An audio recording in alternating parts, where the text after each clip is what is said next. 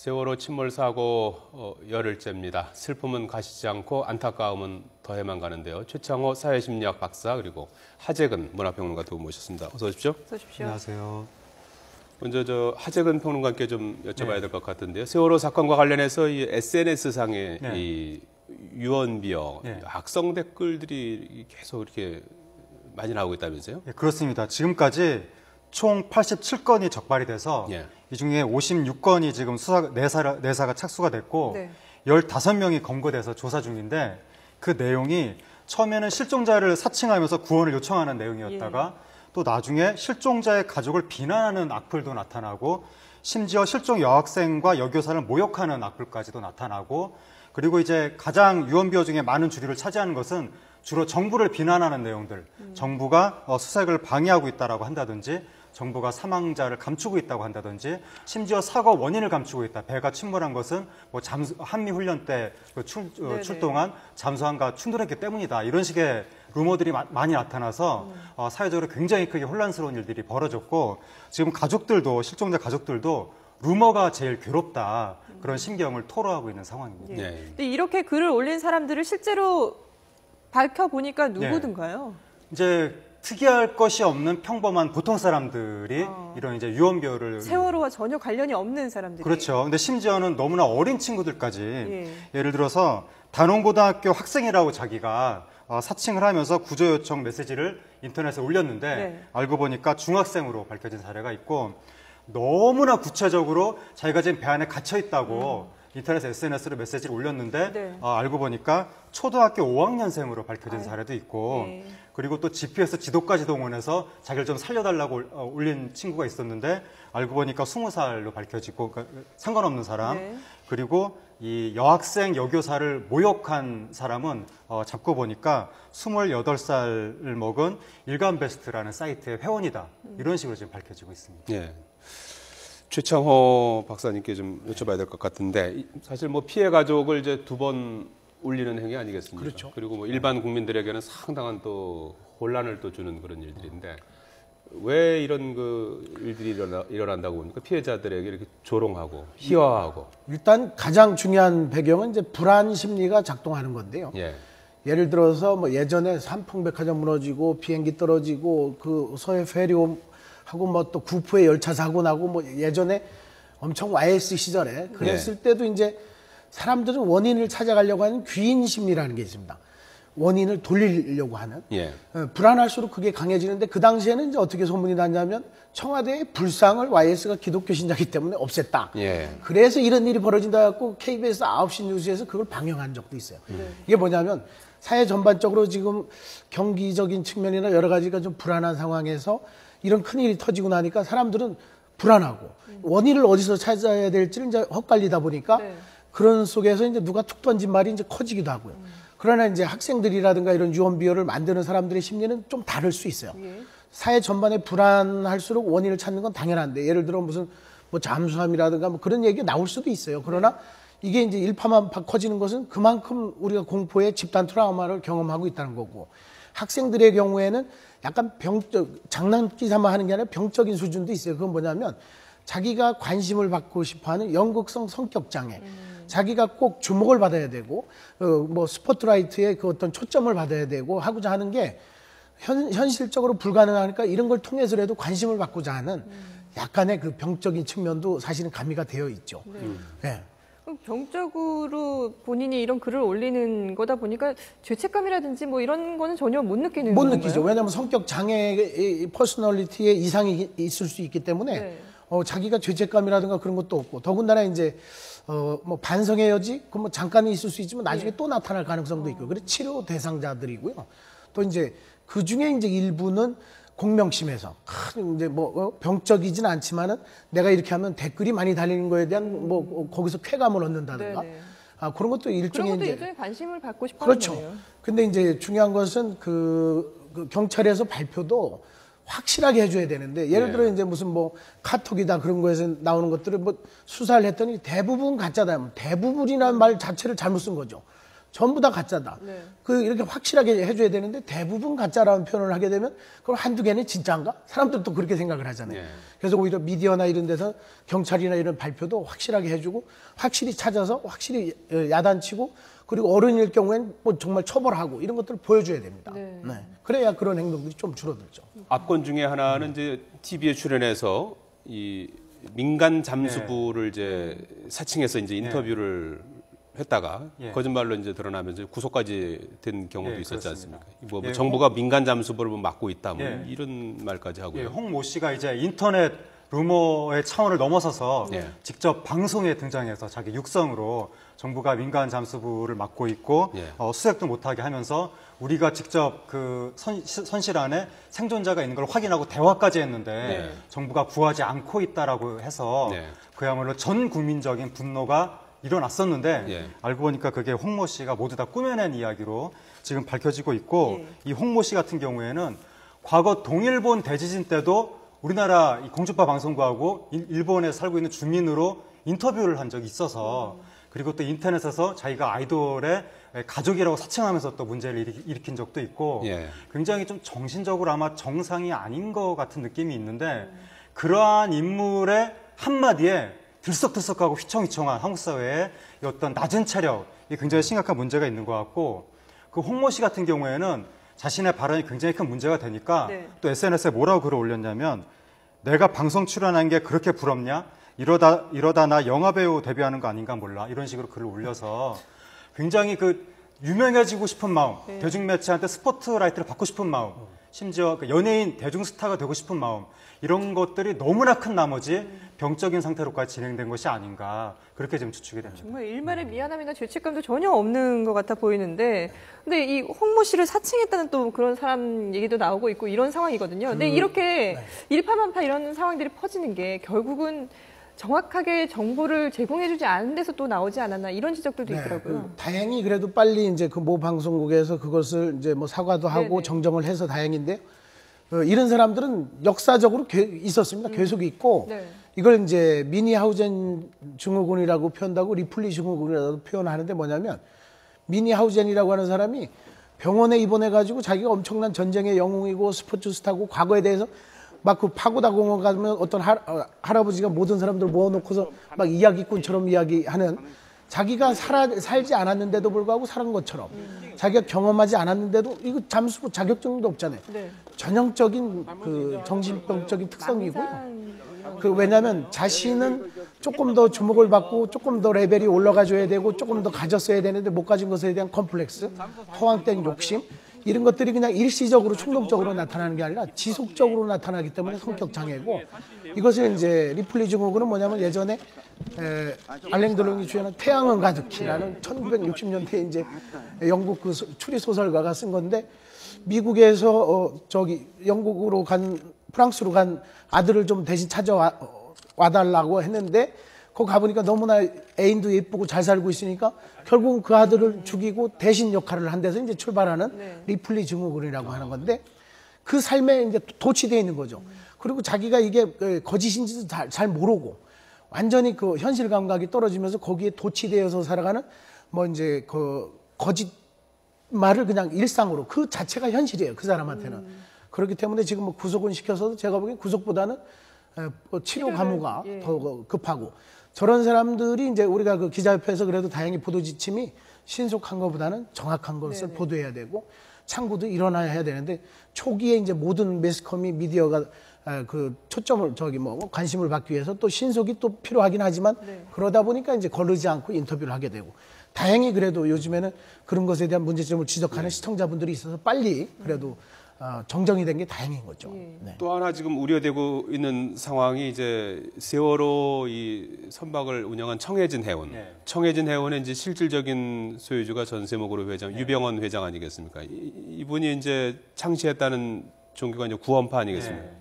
이제 여기까지 이제 그 비난의 화살이 이제 꽂히고 있는데 구원파 연예인 리스트가 돌고 있다면서요? 지금 인터넷에 보면 구원파 연예인이 누구다 이런 식으로 돌아다니면서 또 그 연예인들이 일종의 지금 마녀 사냥처럼 공격을 받고 있는 상황인데 이게 처음에 확실하지도 않은 정보로 우리나라가 이렇게 굉장히 사회적으로 혼란을 겪었던 SNS 또 루머라든가 언론의 부정확한 보도로 인해서 굉장히 혼란을 겪었는데 이제는 또 이 사람들, 이 연예인들이 실제로 구원파 신도인지 아닌지도 잘 모르는 상황에서 확실하지가 않은 거죠. 확실하지도 않은데 누구다 이게 이제 리스트가 거론이 되면서 이게 또 제2, 제3의 피해자를 만들 수 있다는 문제가 있고 사람들은 거론되는 순간 그걸 진짜로 믿는 경향이 있잖아요. 그리고 설사 진짜 신도라 하더라도 어떤 사람이 잘못된 행위를 명백하게 한 것이 아니라 단지 그냥 믿었을 뿐인데 믿음의 문제만 가지고 과연 사회적으로 단죄하는 것이 말이 되는 것인가. 굉장히 여러 가지 문제가 있기 때문에 지금 인터넷에 돌아다니고 있는 구원파 신도 리스트,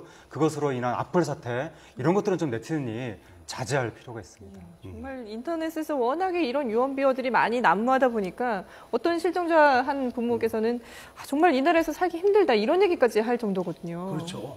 일단은 그 예전에 시랜드 참사 때도 그게 그 후에 조치가 좀 뭐 하다 보니까 뭐 해외로 이민까지 가셨던 분도 발생하게 되고, 근데 이제 중요한 것은 당사자들의 뭐 그 엄청난 트라우마는 뭐 이루 말할 수도 없고 지금도 진행형이고, 그런데 이제 사회적으로 또 사람들이 심리적으로는 어떤 원인이 있으면 그 원인을 찾으려고도 하지만 희생양을 삼으려고 하는 그러한 또 묘한 심리가 있어요.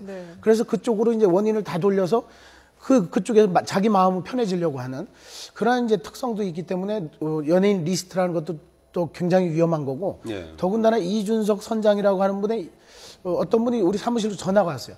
우리 아이 이름이 똑같은데 자꾸 선장 이름이 이렇게 나오니까 너무나 가슴 아프다.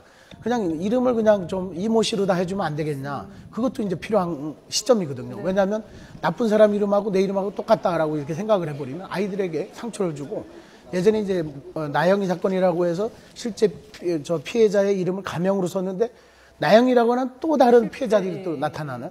그래서 제가 보기에는 그 실명을 거론하는 것은 좀 더 조심해야 되고. 동명이인들이 고통스러워. 그럼요. 엄청나고. 그래서 그런 특히나 영웅과 동일시되는 이름은 괜찮은데 조금 비난받는 사람들이 이름으로 다 비춰지면 이상하게도 거기에 대해서 사람들은 논리적인 존재가 아니고 감정적인 존재다 보니까 글로 다 투사되는 경우도 있죠. 그래서 이름이라든가 희생양이라든가 특히나 연예인 리스트 같은 경우 그걸 돌리는 사람 아주 경찰이 우리가 뭐 엄청난 사이버 수사 능력을 가지고 있는데 빨리 찾아내서 빨리 그거를 조치를 해줘야죠. 단원고 학생들 뭐 너무나 힘든 시간을 지금 보내고 있는데요. 어제부터 이제 뭐 3학년 같은 경우에는 이제 뭐 입시도 준비하고 그래야 되니까 이제 일단 등교를 시작을 했어요. 오늘은 수업도 받고 했는데 한 학생이 기자들에게 편지를 보냈다면서요. 어떤 내용입니까? 이 단원고 학생들에 대해서 기자들이 워낙에 지금 취재 경쟁을 강하게 벌이다 보니까 그 기자들의 그 압박에 굉장히 언론 자체에 대한 염증이라든가 분노를 느끼는 사람들이 많아지고 있는데, 그 단원고등학교의 한 학생이 원래 자기가 꿈이 기자였는데 이번에 취재를 당하고 나서 나는 기자라는 꿈을 버리게 됐다라고 하면서 편지에 이제 뭐라고 썼냐면, 공적을 올리기 위해서만 앞뒤 물불 안 가리고 일에 몰두하는 그 기자들을 보면서 부끄럽고 경멸스럽고 안타까웠습니다라고 글을 올렸는데, 이게 상당히 지금 사람들한테 공감을 받으면서 사실은 언론계에서도 이러한 너무 심각한 취재 경쟁에 대해서 좀 자정하는 움직임이 있어 왔고, 지금 네티즌만 사실 확인이 안 된 것을 퍼뜨려서 문제를 일으키는 것이 아니라 이번에 언론도 사실 확인이 안 된 것을 속보 경쟁을 통해서 이렇게 너도나도 보도를 하는 가운데 상황을 굉장히 혼잡스럽게 했다는 것에 대한 사회적인 그 공감대가 형성되고 있기 때문에 이번 일을 계기로 우리나라 그 언론들이 재난 보도에 대한 어떤 가이드라인 이런 것들이 형성될 것으로 보입니다. 사실 뭐 이런 지금 청소년기 안 그래도 예민한 시기인데 이런 큰 충격적인 사건을 겪으면은 아이들이 더 심리적으로 좀 불안함을 많이 느낄 것 같은데요. 그러다 보니까 이제 어제 등교하는 이 단원고등학교 학생들에 대해서는 취재진들이 이제 좀 멀리서 집중적으로 이렇게 좀 취재를 좀 자제하는 그런 모습을 보이기도 했거든요. 좀 늦었지만 그래도 어떤 이제 좀 자제하는 거, 반성하는 것을 이제 비추는 거고. 하 선생님 말씀하셨지만은 어떤 보도의 가이드라인 그리고 공동 취재단의 구성 같은 것들이 사실은 필요하고 너무 막 개별적으로 추측성 보도라든가 그리고 이제 우리가 외상 후 스트레스 장애 뭐 급성 스트레스 장애 이런 얘기를 많이 하는데 일단 1차 피해 당사자 거리의 문제를 2차는 가족이나 친구들 또 동료들 아니면 뭐 아는 분들 3차는 구조요원들 잠수부 4차는 이제 시청자분들인데 이게 이제 요즘에는 미디어가 발달하다 보니까 시청자분들이 2차 피해 정도의 그 정도의 트라우마를 겪고 있는데 특히나 이제 교감 선생님이 또 자살하셨던 건 뭐냐면 그만큼 우리가 케어를 못한 게 뭐냐면 현장에서 분리를 시키고 격리를 해줘야 되는데 살아나오신 분이 현장에 가다 보니까 더 충격을 받게 되고 또 학생들의 경우 이 취재를 하게 되면 뭐 청소년기 뭐 질풍노도의 시기에 심리적으로 젖을 때는 이육이고 엄청난 모라토리움의 시기에 이런 아픔을 겪게 되면 성인들은 이미 면역성이 길러져 있어서 좀 덜하죠. 왜냐하면 주변에 뭐 어르신이 돌아가는 경험도 하게 되고 부모님이 돌아가신 경험도 면역력이 있는데 아이들의 경우에는 정말 이거는 생소한 경험이고 그래서 방송이 자꾸 노출하거나 인터뷰를 하거나 절대 그렇게 해서는 안 되고요. 심리적으로도 저 단원고등학교 같은 경우에는 임상심리 전문가라든가 상담가를 뭐 한 20명 정도, 1년 정도는 배치를 하고 점차적으로 줄여가야 되고 또 뭐 지역사회도 마찬가지고요. 특히나 이제 예민한 아이들에게 뭐 정말 뭐 지난번에 누가 질문도 잘못해서 그렇지만 절대 인터뷰나 그런 거 할 필요가 없는 거고요. 그러나 이제 중요한 것은 그래도 심리적인 케어에 대한 관심이 좀 높아진 게 그나마 다행인 거죠. 그리고 우리 청소년들이 학생들이 또 가족들이 아셔야 될 건 뭐냐면 외상후 스트레스 장애라는 게 이제 PTSD라고 표현하는데 PTG라는 게 있습니다. PTG는 뭐냐면 오히려 외상 후에 성장하는 현상. 예를 들어서 삼풍백화점에서 어떤 가족이 돌아가셨어요. 그 가족이 두 사람이 다 건설사에 취직을 했어요. 그래서 지금 열심히 하거든요. 무슨 얘기냐면 나는 저런 식의 저 따위 건물을 안 지겠다. 나는 내가 건설에 그쪽에 이제 직업을 가지면서 정말 좋은 건물을 짓겠다 하면서 예를 들어 그런 거거든요. 나는 이제 저런 배 안 만들겠다. 그리고 이런 공공행정 시스템 안전망 내 공무원 돼서 나 이거 개혁하겠다. 이런 식으로 해서 오히려 절치부심해서 성장하는 이걸 이제 포스트 트라우마틱 그로스라고 해서 미국 같은 경우에는 9.11 테러 이후에 이런 프로그램을 많이 이제 양성하고 있죠. 네.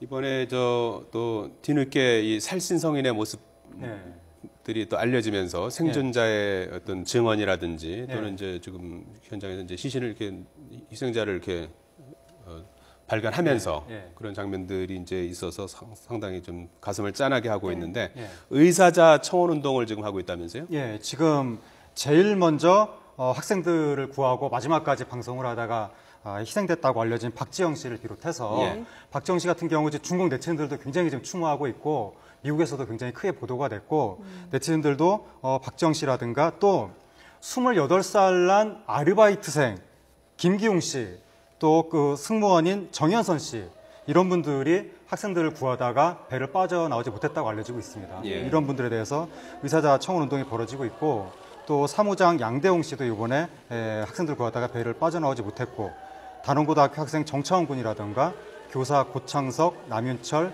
이혜봉, 전수영 씨 이런 분들이 지금 학생들을 구하다가 배를 빠져나오지 못했다고 알려지고 있는데 이런 분들이 상당히 지금 국민들한테 감동을 안겨주고 있으면서 이렇게 어린 학생들이라든가 어린 일반직 승무원들 심지어 아르바이트생이 학생들을 구하다가 배를 빠져나오지 못했는데 가장 책임이 큰 선장이야 선박직 승무원들이 일찌감치 배를 빠져나와서 100% 지금 구조가 됐다는 거 거기에 대해서 새삼 지금 국민적인 분노가 커져가고 있는 상황입니다. 그렇죠. 그리고 또 최초로 그 조난 신고를 한 학생인 최모 군도 지금 의사자 지정을 검토하고 있다라고 하는데 사실 이렇게 뭐 사회 전체적으로 이번 사고를 통해서 사회 전체적으로 지금 뭐 불신이라든지 분노라든지 이런 것들이 만연해 있지 않습니까?